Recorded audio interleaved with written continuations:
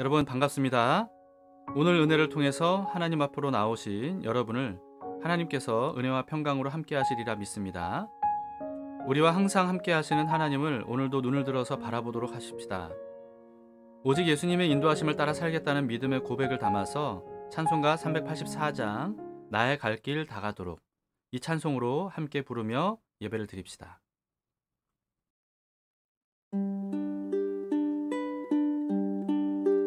나의 갈 길 다가도록 예수 인도하시니 내 주 안에 있는 긍휼 어찌 의심하리요. 믿음으로 사는 자는 하늘 위로 받겠네. 무슨 일을 만나든지 만사형통하리라. 무슨 일을 만나든지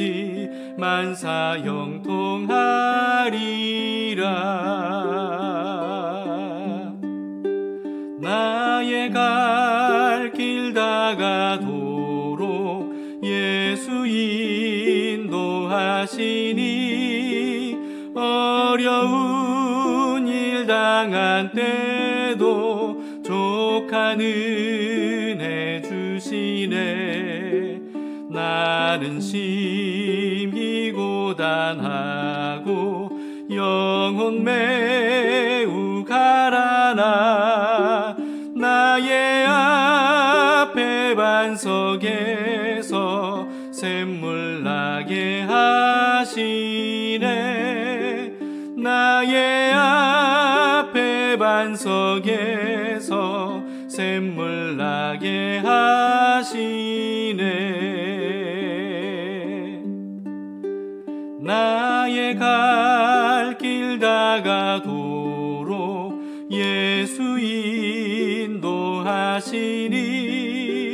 그의 사랑 어찌 큰지 말로 할 수 없도다.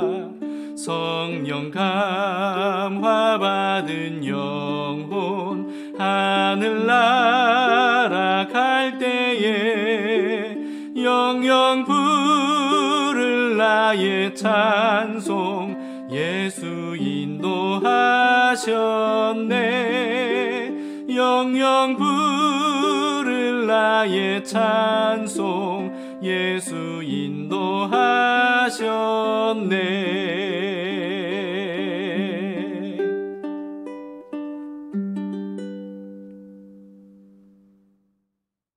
오늘 말씀은 잠언 14장 1절에서 19절입니다.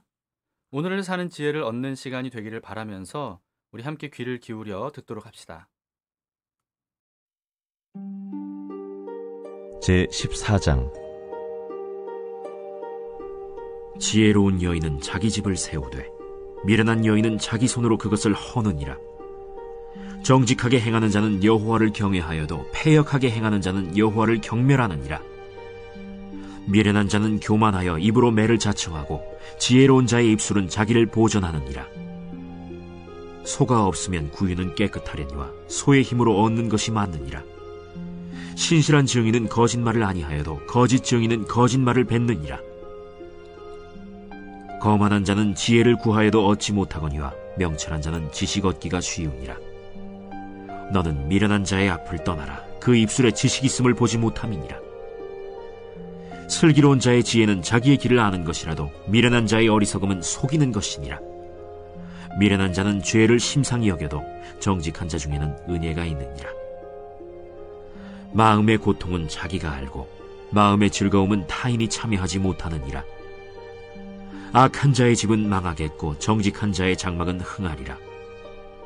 어떤 길은 사람이 보기에 바르나 필경은 사망의 길이니라. 웃을 때에도 마음의 슬픔이 있고 즐거움의 끝에도 근심이 있느니라. 마음이 굽은 자는 자기 행위로 보응이 가득하겠고 선한 사람도 자기의 행위로 그러하리라. 어리석은 자는 온갖 말을 믿으나 슬기로운 자는 자기의 행동을 삼가느니라. 지혜로운 자는 두려워하여 악을 떠나나 어리석은 자는 방자하여 스스로 믿느니라. 노하기를 속히 하는 자는 어리석은 일을 행하고 악한 계교를 꾀하는 자는 미움을 받느니라. 어리석은 자는 어리석음으로 기업을 삼아도 슬기로운 자는 지식으로 면류관을 삼느니라. 악인은 선인 앞에 엎드리고 불의한 자는 의인의 문에 엎드리느니라. 오늘은 시간상 몇 가지 구절만 다뤄보도록 하겠습니다. 그러나 여러분은 모든 구절을 직접 읽고 묵상하고 적용해 보셔야 됩니다. 1절을 보시죠. 지혜로운 여인은 자기 집을 세우되 미련한 여인은 자기 손으로 그것을 허느니라. 11절도 같이 보시겠습니다. 악한 자의 집은 망하겠고 정직한 자의 장막은 흥하리라. 지혜는요, 가정이 세워지느냐 무너지느냐를 좌우할 정도로 중요합니다. 오늘날 무너지는 가정이 많고 아예 가정을 꾸리지도 않으려고 하는 이유는요, 지혜를 잃어버렸기 때문이 아닌가 싶어요. 지혜는 만물과 사람과 가정을 만드신 성자 예수 그리스도를 의미한다는 사실을 기억하시기 바랍니다. 사람과 가정을 창조하신 분을 멀리하기 때문에 가정의 의미를 알지 못하고 또 어떻게 세워야 할지도 모르는 거 아니겠습니까?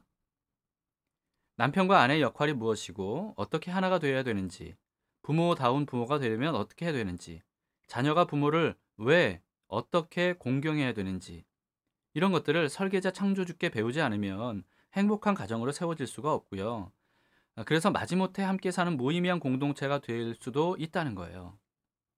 그러나 예수 그리스도를 주로 모시고 머리로는 이해가 안 돼도 그저 예수님에 대한 믿음으로 우직하게 말씀대로 순종하는 사람은요, 미련해 보일지 몰라도 사실은 가정을 세우는 지혜를 가진 사람입니다. 그러므로 가정을 구원하신 하나님의 지혜를 따라 살아가도록 합시다. 그 다음에 2절 보시겠습니다. 정직하게 행하는 자는 여호와를 경외하여도 패역하게 행하는 자는 여호와를 경멸하느니라. 여호와를 경외하는 사람은 정직하게 행하고 또 여호와를 경멸하는 사람은 패역을 행하죠. 그런데 이 말씀은요, 약간 다른 의미인 것 같아요. 정직하게 행하는 사람이 여호와를 경외한다는 겁니다. 왜냐하면 하나님과의 관계에 거리낄 것이 없기 때문 아니겠습니까? 반면에 패역을 행하는 사람은 여호와를 멀리하고 경멸하죠. 왜냐하면 하나님께서 싫어하시는 악을 행하기 때문입니다. 예를 들면 선한 사람은 경찰에 우호적이겠죠. 경찰에게 거리낄 것이 없고요. 오히려 경찰의 보호를 받을 수 있기 때문입니다. 그런데 반면에 악한 사람은요, 경찰에게 적대적이지 않겠습니까? 자신이 저지른 악 때문에 숨기고 피하고 멀리해야 되기 때문이죠. 그러므로 사람은 정직과 선을 행할수록 하나님과 가까워질 수 있지만요, 악을 행할수록 하나님과 멀어질 수밖에 없습니다. 그래서 죄와 악에 빠진 사람들이 그토록 필사적으로 하나님을 멀리하거나 아예 부정해 버리는 거예요. 그러나 죄와 악을 행했을 때 여러분 오히려 더욱더 하나님 앞으로 나아가야 됩니다. 그러면 하나님께서 죄와 악을 예수 그리스도의 피로 깨끗이 씻어주시고 다시 시작할 기회를 주실 거예요. 우리가 바로 그런 기회를 얻은 사람들이잖아요. 그리고 앞으로도 지속적으로 얻을 수 있습니다. 그러므로 죄와 악을 저지르게 되었을 때 그렇다고 해서 하나님을 멀리하고 경멸하지 말고요. 하나님 앞으로 더 적극적으로 나아가서 하나님의 은혜를 구해야 합니다. 다윗도 베드로도 그랬기 때문에 훌륭한 믿음의 사람으로 설 수 있었던 거죠. 그 다음에는 4절을 보시겠습니다. 소가 없으면 구유는 깨끗하려니와 소의 힘으로 얻는 것이 많으니라. 구유는 소의 먹이를 담는 그릇이죠.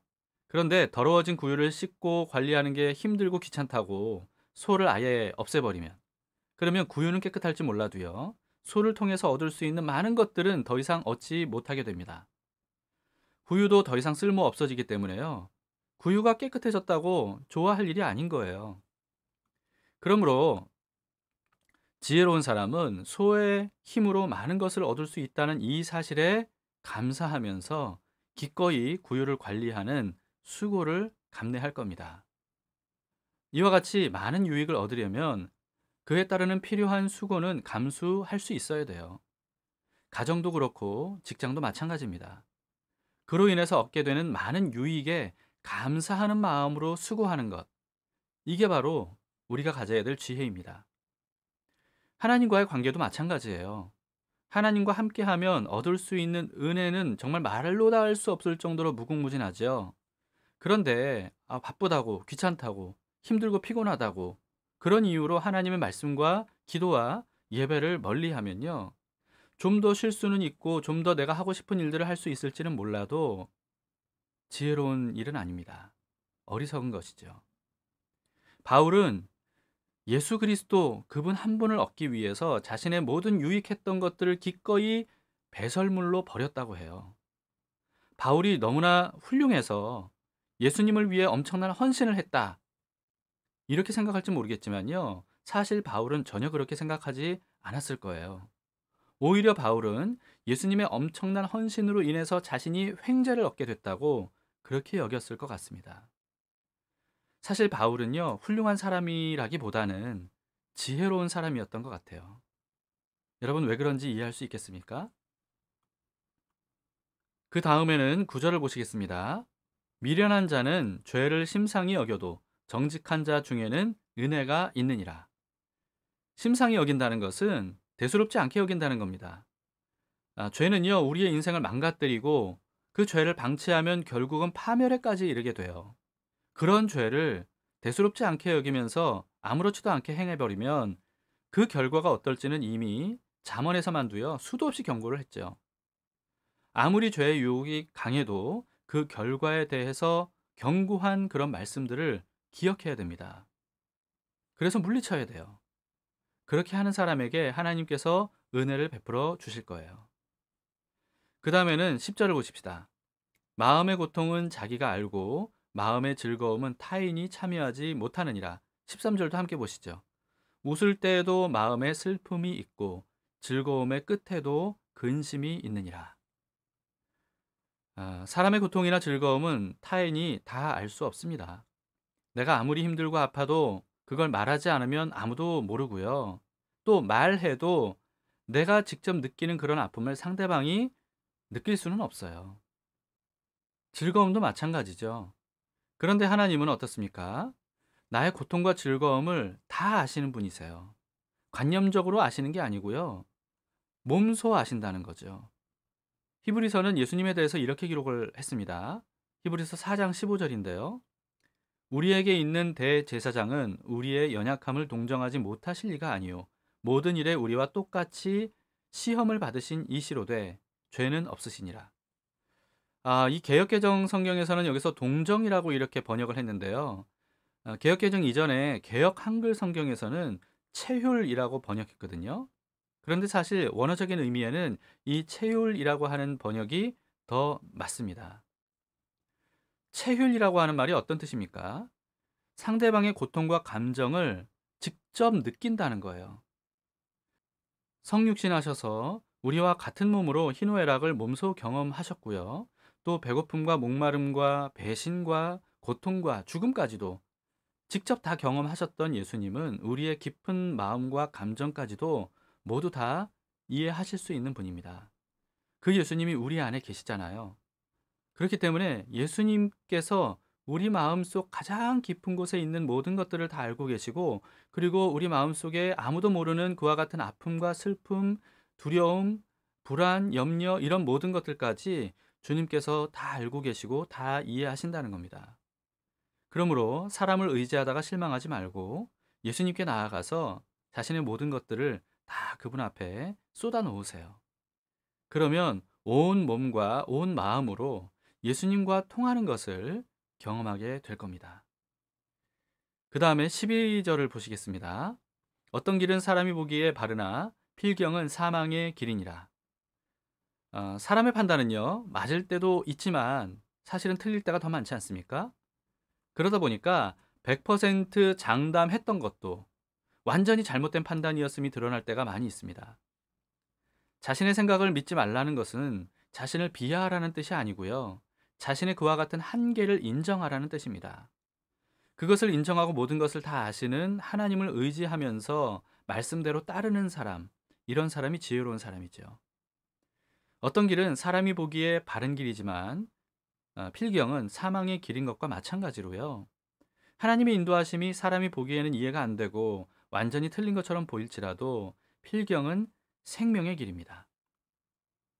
그러므로 나를 믿지 말고 또 사람을 믿지 말고요. 무지함과 유한함을 인정하면서 전지전능하신 하나님 아버지, 선한 목자이신 예수 그리스도, 우리와 항상 함께 하시는 성령님을 믿고 의지하도록 합시다. 그 다음에는 15절, 16절을 보시죠. 어리석은 자는 온갖 말을 믿으나 슬기로운 자는 자기의 행동을 삼가느니라. 지혜로운 자는 두려워하여 악을 떠나나 어리석은 자는 방자하여 스스로 믿느니라. 지혜로운 사람은요, 믿어야 할 것과 믿지 말아야 할 것, 가까이 해야 할 것과 가까이 해서는 안 되는 것, 이것을 분별할 줄 압니다. 내 마음을 움직였다는 이유로 아무 말이나 믿으면 안 돼요. 절대 기준인 하나님의 말씀과 맞는지 위배되는지 반드시 따져봐야 됩니다. 아무리 자기 생각에 옳은 것 같고 또 좋은 것도 같아도 하나님의 말씀에 위배되면 믿지 말고 멀리해야 됩니다. 자신의 감정이나 느낌을 기준으로 삼아서도 안 돼요. 하나님은 우리에게 절대 기준으로 삼을 수 있도록 성경을 주셨다는 사실을 잊지 마시기 바랍니다. 성경을 절대 기준으로 삼고 사는 법, 이걸 배우고 터득하는 데에 힘쓰시기 바랍니다. 자, 오늘 다루지 못한 구절들도 여러분들이 직접 읽고 묵상하면서 자신을 향한 하나님의 그 음성을 듣기를 바랍니다. 우리는 오늘도 주님 없이는 살 수 없는 사람들 아니겠습니까? 우리 인생의 등대 되시는 주님을 바라보면서 그 인도하심을 따라 살아가도록 합시다. 세상 다 변하고 이 삶의 끝이 와도 주 없인 살 수 없네. 이 찬양을 부르시면서 주님을 의지하고 구하도록 합시다.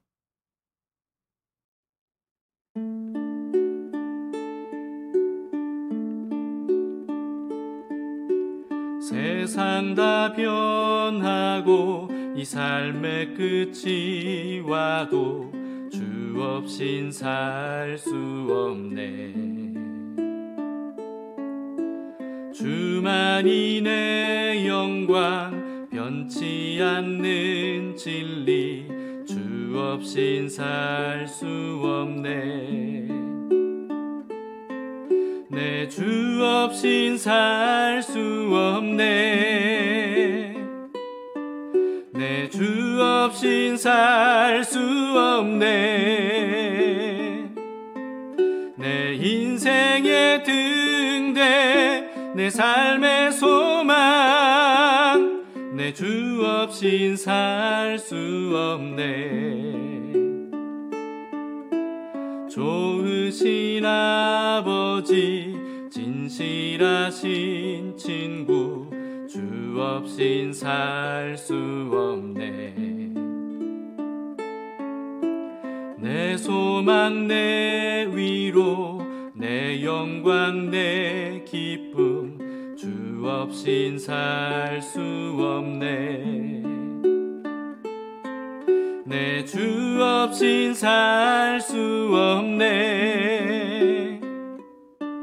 내 주 없인 살 수 없네.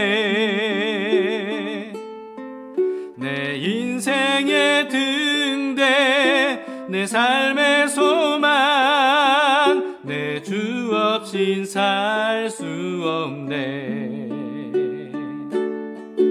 내 주 없인 살 수 없네. 내 주 없인 살 수 없네.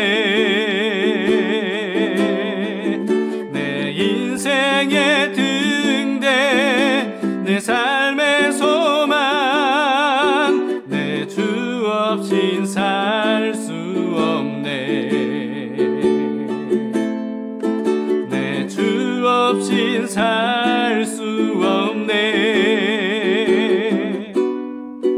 내 주 없인 살 수 없네. 내 인생의 등대 내 삶의 소망 내 주 없인 살 수 없네. 내 인생의 등대 내 삶의 소망